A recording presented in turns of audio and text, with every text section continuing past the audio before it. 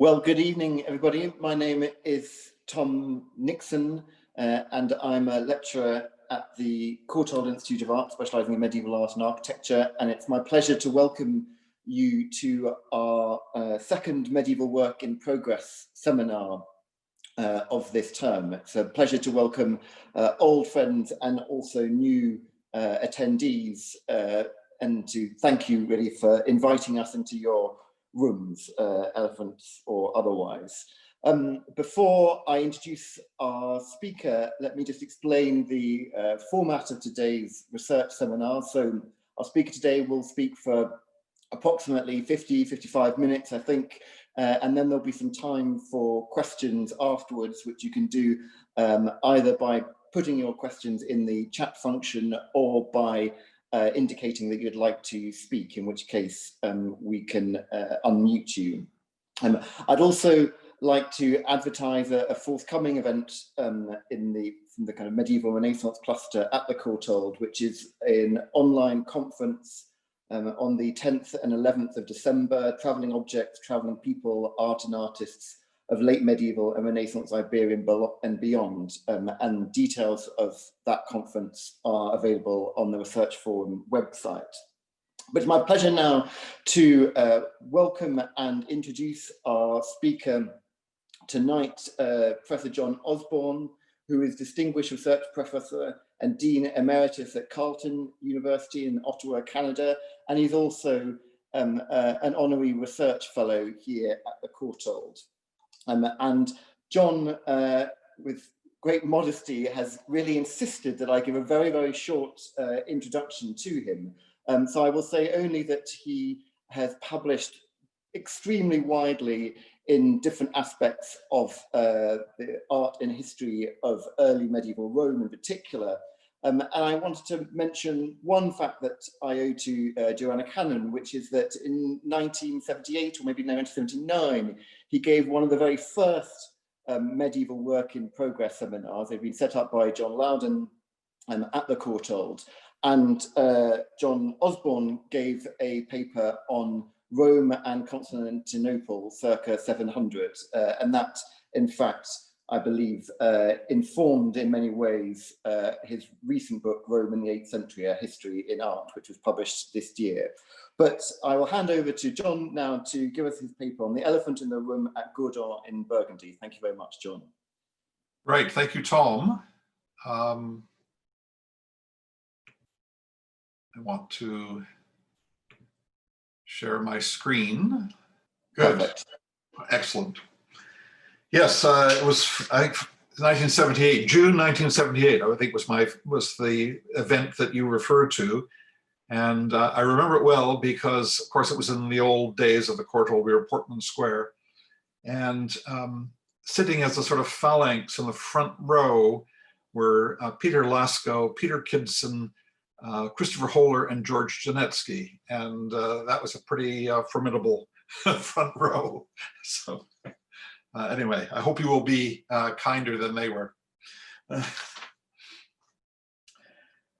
The inhabitants of Europe in the Middle Ages have been accused of many things, but a lack of imagination regarding the natural world is certainly not one of them, particularly when it came to the extremities of the earth. Places beyond their actual lived experience, but known from history, literature, and fantasy, interwoven with a few actual travel accounts or pseudo accounts, both ancient and contemporary. Descriptions of hybrid creatures and monstrous races believed to inhabit the exotic spaces of China, India, and Ethiopia. For example, the Sciapodes, with a large, single large foot, which they used as a parasol, of which you see one on the left. Or the dog-headed Kinocephali, who communicated by barking on the right. These can be traced back to ancient Greece and to writers such as Herodotus, Ctesias of Cnidos, and Megasthenes. Such accounts then continue in the Roman era, in the influential texts of Pliny the Elder and Solinus, before passing into the Middle Ages through authors such as Isidore of Seville and Rabanus Maurus. Medieval writing, in fact, abounds with tales of the marvelous, from the romance of Alexander and accounts of the distant Christian kingdom of Prester John, to the stories of travelers to Asia, such as Odoric of Pordenone, and of course Marco Polo. And medievalist readers of Umberto Eco's novel Bardolino quickly recognize a modern example of the same genre. Many of the creatures described have found their ways into the margins or other parts of medieval manuscripts, usually confined to the liminal zones, the margins and the bas de page. And such creatures will be very familiar to anyone who has looked at Alex Bovey's book, Monsters and Grotesques in Medieval Manuscripts. We can also find these creatures of the imagination depicted visually in mural painting and sculpture. For example, the painted apse of the Church of San Giacomo at Termeno, also known as Tramen, which is in the Alto Adige, which you see here. We'll come back to it.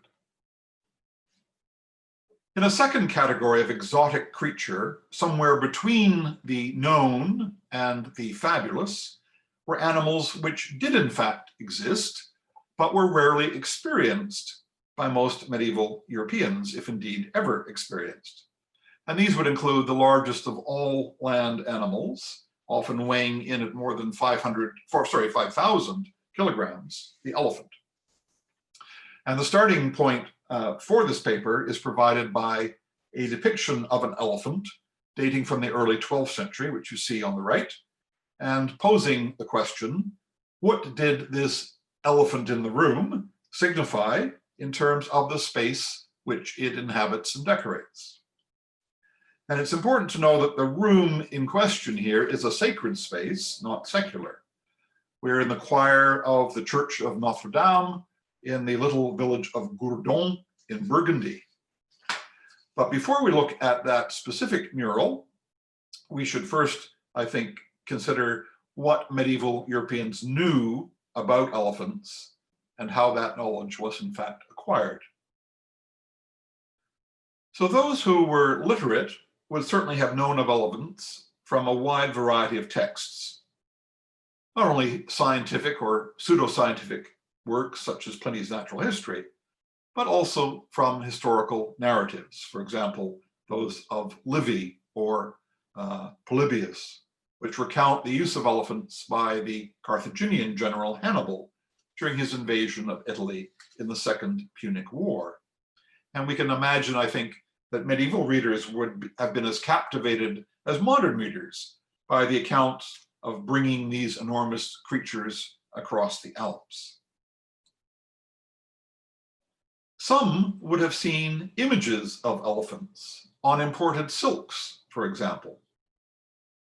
The Liber Pontificalis records the gift made by Pope Leo III to the Roman Church of San Giorgio in Velabro of an altar cloth cum storia elephantos, and a Byzantine polychrome silk featuring elephants in roundels, known from an inscription to have been made in the imperial workshop in Constantinople, and thought to date from the later 10th or perhaps the early 11th century. This was discovered, one you see here, was discovered in the tomb of Charlemagne when it was reopened in the 19th century, and the silk remains today at Aachen Cathedral. Some three-dimensional images might also have survived from antiquity. There is, for example, an elephant statue in Rome, which is thought to have generated the topographic reference in Elephanto, which is found in texts as diverse as the 8th century Einsiedeln itinerary and the 12th century Mirabilia Urbis Romae, but the statue itself does not survive.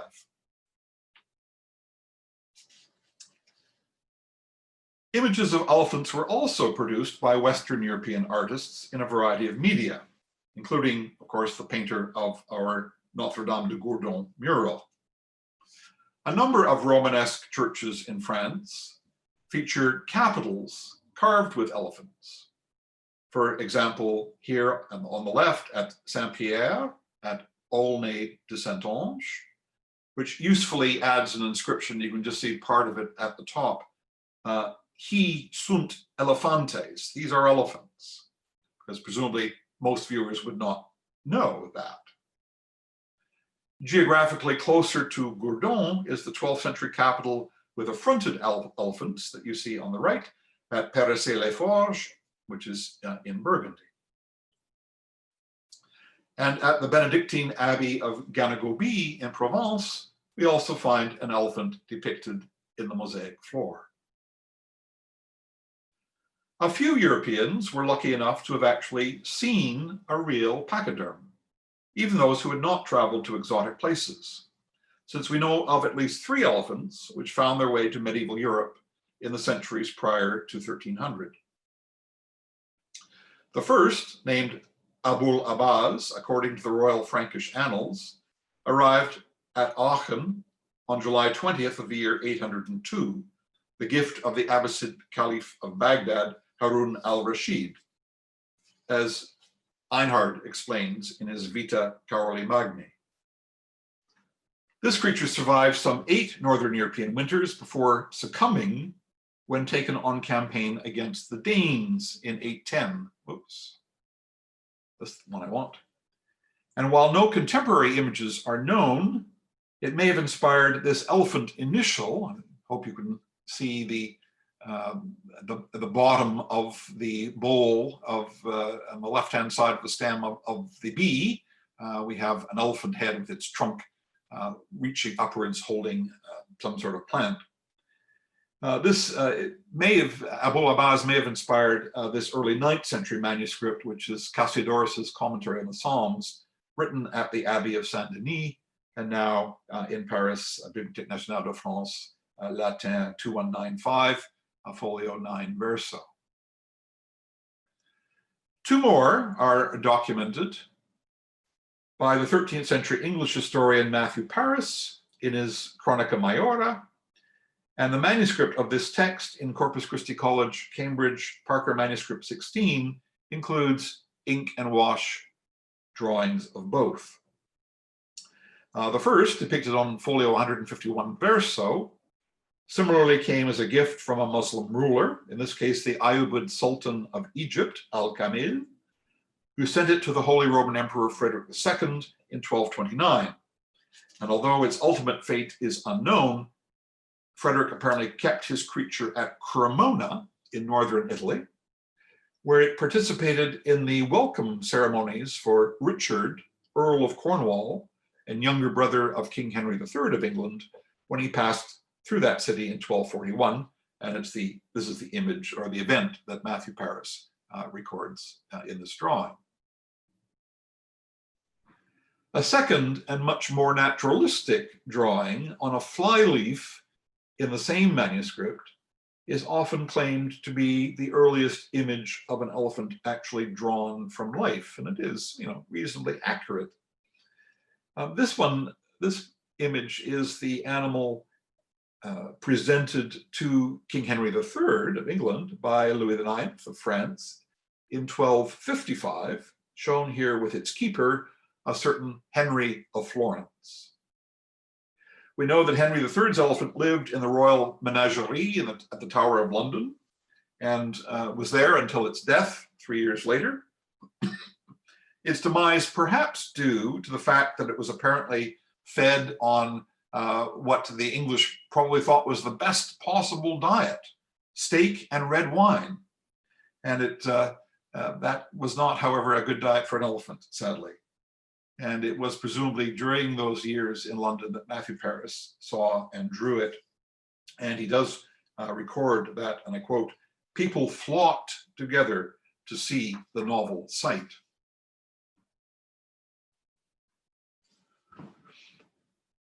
Those who had not seen a real elephant, nor even an image, would probably have seen or at least known about ivory, the precious material obtained from elephant tusks.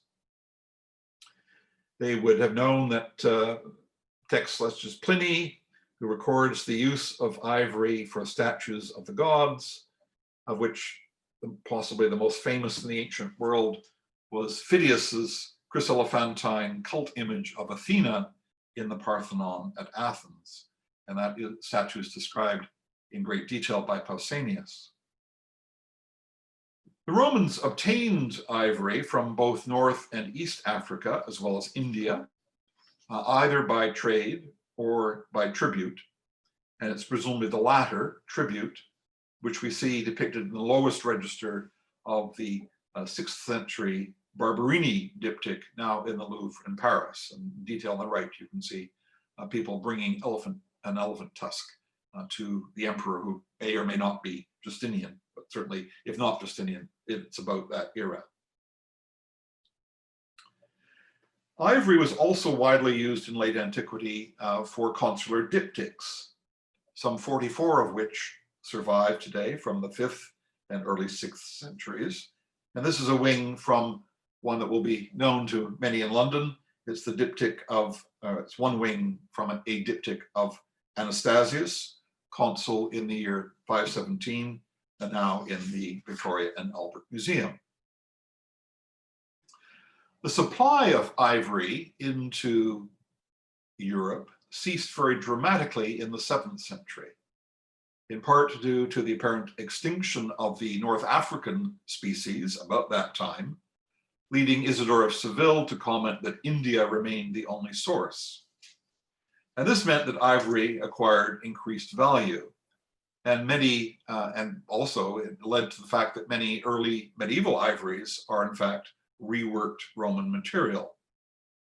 So older objects were often recycled for use in new contexts. And this has had some positive effects. For example, many, if not indeed most, of the late antique consular diptychs which have survived did so because they were given a new function in the Middle Ages, for the most part ecclesiastical. Until the French Revolution at the end of the 18th century, the Anastasius diptych stood on the altar of the Cathedral of Saint-Lambert at Liège, with its inner side, the side that would contain messages in wax, its inner side inscribed with the names of the bishops of that city who were to be commemorated in the Mass. So the priest didn't have to, officiating priest didn't have to memorize the entire list. It served as an aide-mémoire. In recent years, ivory workshops from the 8th and 9th centuries have been discovered in archaeological excavations, both in Rome and the Crypta Balbi, and in the important central Italian monastery of San Vincenzo al Volturno, proving that some work in this medium did in fact continue in an unbroken tradition, at least in Italy, although the volume will have been small. By the 10th century, however, new supplies were once again available, and Constantinople became a major center for the production of ivory objects, as did Italy, Spain, and later Paris. And most of the material which found its way to Western Europe was employed in objects for private religious devotion, and many of you will be familiar with this material from the Courtaulds Gothic Ivory Project. And thus, most medieval Europeans, and certainly those with an education, would have known something about elephants, even if they hadn't been lucky enough to see one themselves. They were known unknowns, if I may borrow a phrase made famous by Donald Rumsfeld. The question must be posed, why would an elephant appear on the wall at Gourdon? Now, to attempt to answer that question, I think we first need to find out as much as possible about the context. Gourdon is a small village in the Charolais district of Burgundy, so to the northwest of Cluny, in the direction of Autun. And it was the site of a monastery from at least the 6th century, when it receives a mention in a work by Gregory of Tours, his De Gloria Confessorum, is mentioned as the place where he encountered a holy man named Desideratus. But the standing church is, of course, much later. I'm not a specialist in dating 12th century buildings, but I will take the word of those who are that it dates from roughly the period 1100 to 1120. And if you can be more precise, I would be grateful, but I think that's unlikely. There are no documents related to the foundation. The Church of Notre-Dame has a typical Romanesque Latin cross plan with a vaulted nave of 4 bays. So perhaps I should go back to the interior view. Side aisles, a transept with chapels, and an extended choir terminating in an apse at the east end. And the only part of the present structure that's not medieval is the bell tower, which was rebuilt following the collapse of the original in 1871. The decoration of the interior may be summed up, I think, perhaps best by the disapproving words of the Cistercian reformer, Bernard of Clairvaux, in his famous letter to William, Abbot of Saint-Thierry.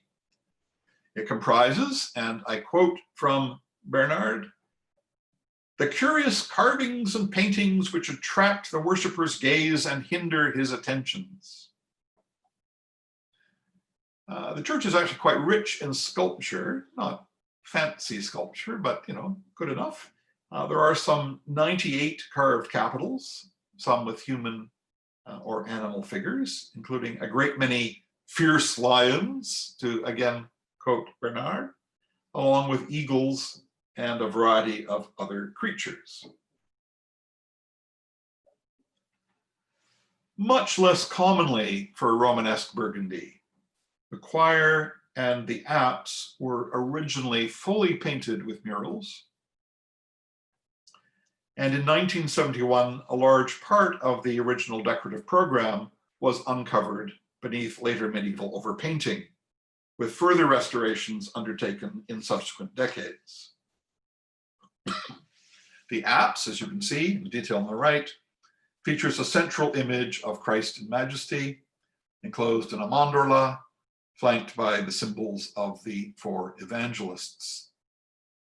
Below, between the windows, which you can see on the left, are the standing figures of unidentified bishops or abbots, not entirely clear, perhaps the patrons of the building project. On the side walls, there are 3 horizontal registers. Let's actually leave it there, it's better. The uppermost features a procession of apostles, 6 on each side, figures named by painted inscriptions. The 2 lower registers are framed by the arches of a blind arcade. And in the central zone, in the lunette formed by the arch, we have narrative scenes. On the left side, the Nativity of Jesus and Gabriel's Annunciation to Mary. And on the right, there's the left, the Nativity on the left and the Annunciation to the right. And then on the right wall, we have only one surviving image, and it's the post-resurrection episode of Christ's appearance to 2 disciples walking from Jerusalem to the village of Emmaus, recounted in Luke chapter 24, and identifiable here from the inscription naming one of the figures as Cleophas. And the only part of the decoration of the lowermost register, which has apparently survived, is our elephant, situated immediately beneath the scene in which Mary receives the salutation of the archangel Gabriel. And as I hope to demonstrate, the choice of subject and its placement are both significant. Now, I should first say, though, that nothing is known about the painters responsible for the decoration of Notre-Dame. And in this period, of course, artists, certainly painters, did not sign their work, with a very, very few rare exceptions. We can surmise that the painting of the choir and apse would have been accomplished by an itinerant workshop. With a single church in the village, there was certainly no work to keep them employed beyond the one project. And Juliette Rollière-Hanselmann, the only scholar to have studied these murals, has established possible links to paintings elsewhere in southern France and also in Catalonia.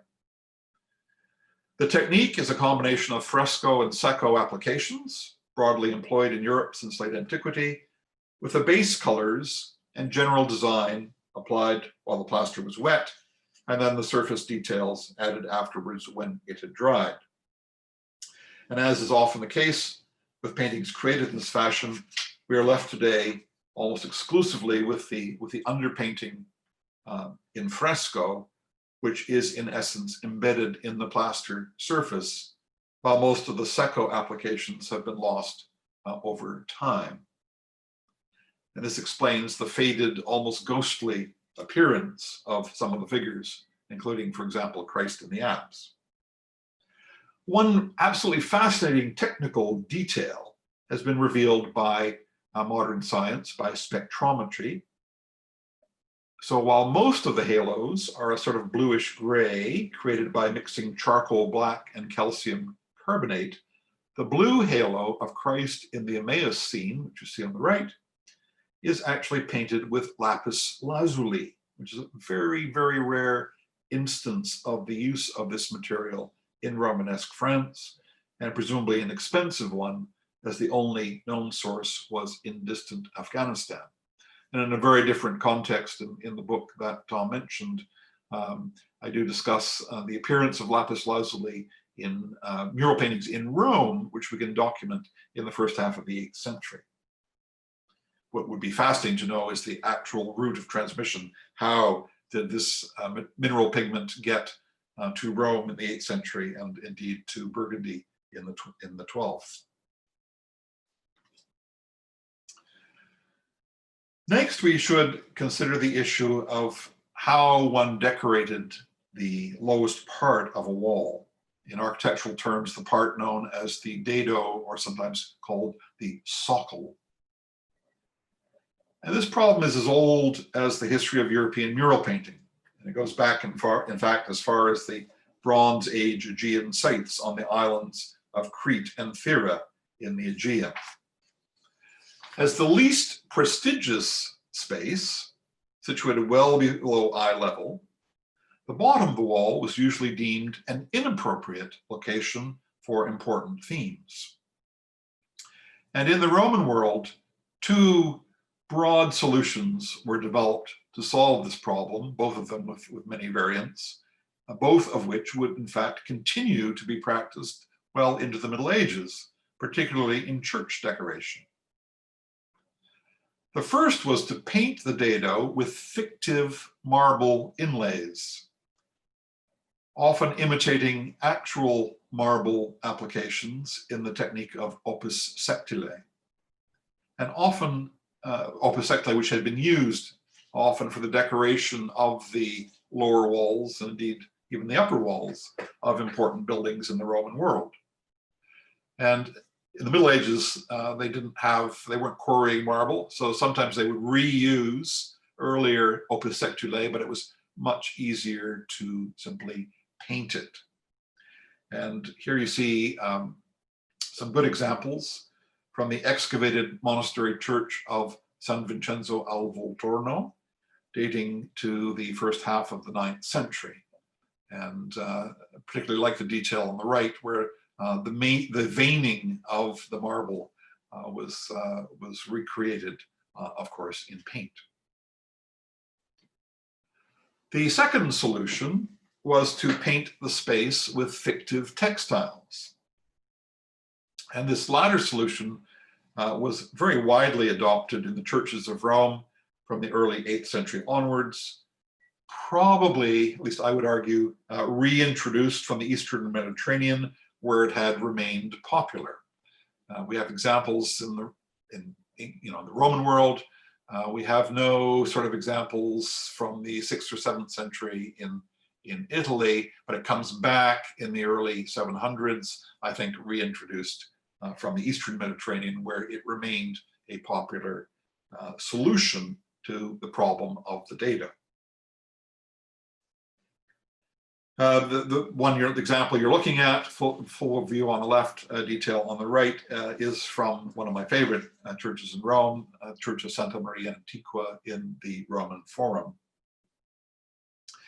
This particular chapel is dated to the reign of Pope Zacharias, so the years 741 to 752. But indeed, you can find it in almost every Roman church from the early 8th century onwards. In the Middle Ages, you can find this example or this solution to the problem of the dado used.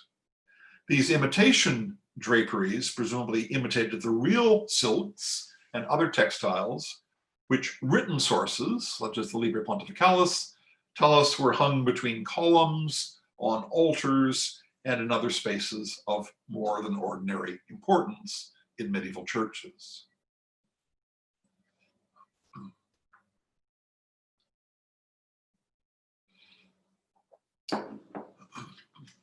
Now, at some point, I'm not sure exactly when, but surviving evidence points approximately to the second half of the 11th century. Someone had the bright idea of using the dado space in a more meaningful way. And from the 11th, 12th, 13th centuries, we find it very broadly used in a more meaningful way, and I'll come to those in a minute, primarily in two contexts. The first would be to record the circumstances of the mural's production. For example, by including depictions of donors, perhaps thought not to be sufficiently important to go in the main zone, but permissible in the dado zone. Secondly, we find dados which are painted to supply what I'll call a form of commentary or marginal gloss on the subject matter depicted in the primary pictorial zone. So it bears some relation to what is happening on the wall above. And I think it's this second category, second possibility, is by far the more interesting and inventive, and that's why I will focus on it today. Now, why this change occurred and precisely when this change occurred is not known. But the earliest surviving examples can be associated with a single painting workshop that was active in and around the city of Rome, whose work has been preserved at two sites. Excuse me. The first is the Church of San Clemente in Rome, and the second is the Church of San Felice, now known as, by different dedication, Santa Maria Immacolata, in the hilltop town of Chieri, just to the north of the city. And we'll look at both of these murals. Both sets of murals are loosely dated to roughly the last decade of the 11th century. So roughly the 1090s, although there is some variation in the scholarship. Some people put San Clemente, for example, a decade earlier, but my own view is it comes from the 1090s. Now at San Clemente, the mural in question is situated in what is today usually called the lower church. In other words, the early Christian basilica that predates the complete rebuilding of San Clemente in the early 12th century. And this early basilica, now called the lower church, was brought to light in an archaeological excavation undertaken primarily in the decade of the 1860s. And I know this church well because some of the murals, although not the ones from the 11th century, but some of the earlier murals were the subject of my courthold PhD.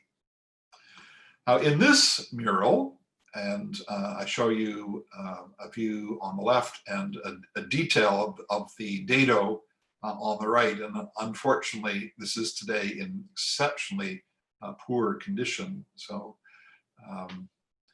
we are very dependent on photographs taken some years back. In this panel, the two donors of the set of paintings, there are 4 mural paintings dating from the 1090s, and they are donated, as we know from the various inscriptions. And in fact, you can see one here just below the central zone.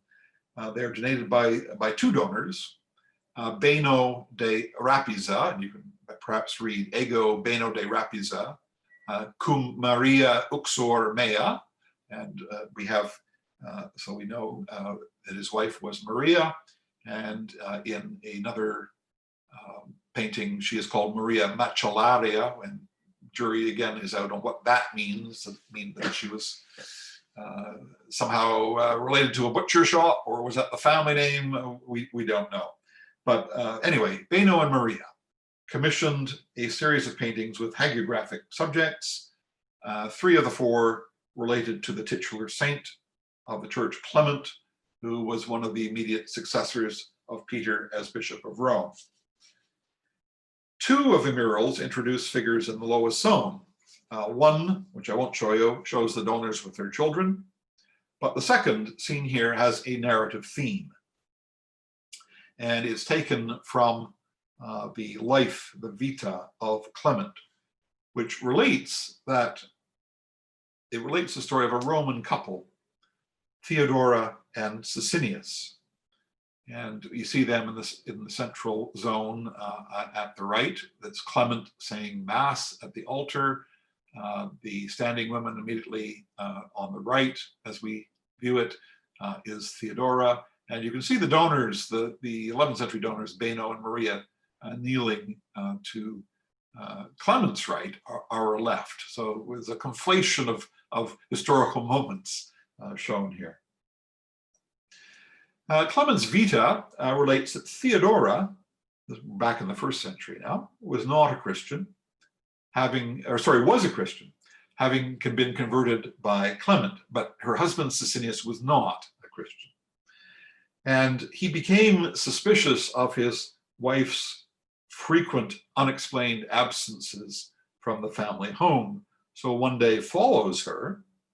And in that main panel, we see the moment when he bursts into the room where Clement is saying Mass. And for this act of impiety, he is struck blind and deaf so that he can neither see nor hear the sacred mysteries. And he has to be led out by his servant, which is what is happening on the very far right. Sicinius is being led away by 2 servants. Now the dado beneath departs from the traditional forms of decoration for this space in order to depict the sequel to that story, which again is in Clement's life. And you can read the story in the Golden Legend. And also, the dado gives us the lesson that is supposed to be derived from it. So at Theodora's request, Clement goes to visit Sicinius and cures him, restores his sight and his hearing. But far from being grateful, Sicinius commands his servants to seize Clement and his companions, arrest them, and tie them up. And as an aside, Sicinius's actual words, which are recorded at the far left of the dado, the painted inscription, you can just see a few letters of in the detail. These constitute one of the earliest documents for the use of vernacular Italian, or volgare. This is an important document for the history of the Italian language. And the words are also vulgar in our modern sense of that word, since they cast some aspersions on the occupations of the servants' mothers, but we don't need to go into that. And then another miracle happened. The servants were deluded into thinking that some columns and stones were the bodies of Clement and his companions. And while they struggle to tie those up, and you can see them working on a column in the dado, while they do that, the saint makes his escape. And then there's by contrast to the Vulgare inscription, which is the coarse speech of Sicinius, we have a Latin inscription, which are the words of Clement. Subsequently, of course, as you can read in the Legenda Aurea, Sisinnius is converted, receives baptism, and all ends well. Now at Chieri, north of Rome, little hill village, you may know Old Chieri, Cerveteri, which is an important Etruscan site. New Chieri, now known simply as Chieri, was a fortified hilltop village, delightful little place, still with its walls intact. And there in the church that was originally San Felice till the 19th century, the medieval decoration of the right wall of the nave was uncovered in the last quarter of the 20th century. So you get a lovely contrast between medieval painting on the nave wall and a very much more modern painting in the apse, etc. And again, we find a new, although slightly different use for the dado space. So the upper part of the wall depicts Old Testament scenes. There's 2 registers of those. You can see Adam and Eve towards the center, and then it's the story of Joseph in the register beneath. But again, the dado images, then we have saints' lives in the 3rd narrative register. But the dado images right at the bottom again represent a departure from previous practice and are in fact rather interesting. So beneath an image of Saint Sylvester taming a pestilential dragon from the 3rd register, seen here on the left, there's which of course was an allegory of the triumph of good over evil. We find a similar reference from the pre-Christian classical tradition, still presumably alive and well, about the year 1100. A chimera, the mythological beast with 3 heads, those of a lion, a goat, and a serpent.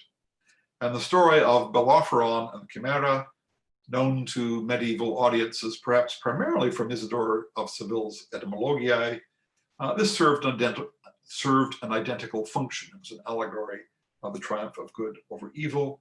And here it assists the reader, or the viewer rather, who may not have known the story of Sylvester, in understanding the import of the hagiographic scene above. And I'm going to digress from my main theme just for one moment to show you an additional dado panel from Chieri, in part because it's quite fascinating, in part because I don't yet understand its meaning, and I need to, because I hope to write about these in the coming year. The main panel depicts a group of 5 standing saints from left to right: St. Nicholas, St. John the Evangelist, St. John the Baptist in the center holding the medallion of the Lamb, St. Martin, and St. Leonard. We can go into the choice of those saints, but all I think very significant. The dado scene beneath it, which you see on the right, you can see that the saints were identified. If you look at the detail on the right, you can see their feet and the inscriptions identifying the saints. And the dado shows what appears to be a kitchen interior. We see a pig roasting on a spit. We see sausages and a ham hanging on the wall behind. We see a woman with what appears to be a basket of bread on her head, and so on. To explore that imagery would require a separate talk, so I won't. But your thoughts and suggestions would be very welcome, because I think we're still a long way from understanding that. Now, quite apart from the change of actual language from Latin to Vulgare in the St. Clemente inscription, the dado scenes demonstrate 2 characteristics which will thereafter become standard. The first is the use of what I'm going to call a more popular, often secular subject in order to assist the viewer in the interpretation of the main panel. And the second is the greatly reduced use of colors and setting. So usually it's just a plain white background. And of course that goes back also to the often monochrome dados that we find in Roman wall painting, Pompeii and elsewhere. Now, curiously, this phenomenon is not confined to mural painting. We can find it in the margins and the bas de page of medieval manuscripts, as well as in the liminal areas of other media. For example, the well-known borders of the Bayeux tapestry. But that too is the subject for another day. Now, from these rather humble origins in Rome around 1100, the phenomenon of figural dados spreads rapidly northwards, becoming very common in northern Italy, both the northeast and the northwest, and also in Catalonia over the course of the 12th and 13th centuries. But I don't wish to overemphasize that geography, as these are simply places where a large number of small churches from the 12th and 13th centuries have survived with mural paintings intact. But the range of subject matter is truly extraordinary. We've already seen the creatures, the fabulous creatures who inhabit the dado at Termeno in the Alto Adige region, located between Trento and Bolzano. Other popular subjects included the labors of the monks. For example, here in the church of San Remigio at Palanza on Lago Maggiore in the Italian Lake District. You can see there was a series of apostles in the apse, and then below the 12 months all identified. We have personifications of the vices and virtues depicted either singly or sometimes in combat. Of course, the combat is based ultimately on the text of Prudentius's Sycomachia. And here you see the Church of Santa Maria at Sumaga, near Porto Gruaro, northeast of Venice. And just as an aside, it's this last tradition of virtues and vices which provides the context for the figures of the virtues and vices in the dado of Giotto's Arena Chapel at Padua, circa 1305, where once again, the dado provides important clues for understanding the interpretation of the painted cycle as a whole on the walls of the chapel above.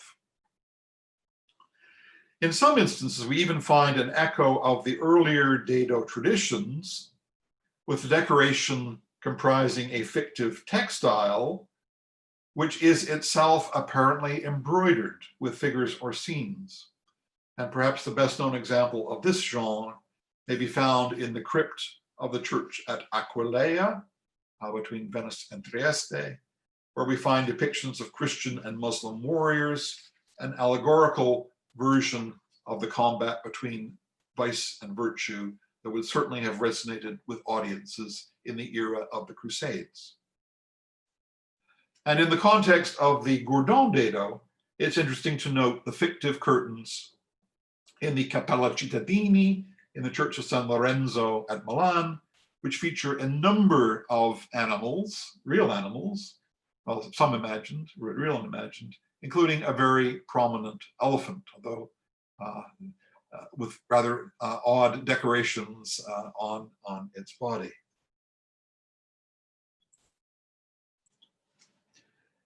What's the situation in France? Well, in France, the evidence for dado decoration is exceptionally scanty.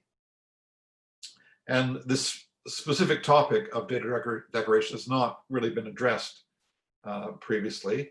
Marcia Kupfer's study of medieval murals in the region of Berry to the northwest of Burgundy does reveal attempts parallel to contemporary developments in Italy, both to use the peripheral areas of the church interior for what we'll call less sacred subject matter, and also to integrate the various elements of the pictorial decoration with the aim, apparently, of enhancing meaning, a principle which she terms, and I quote, layout as exegesis, a very useful term.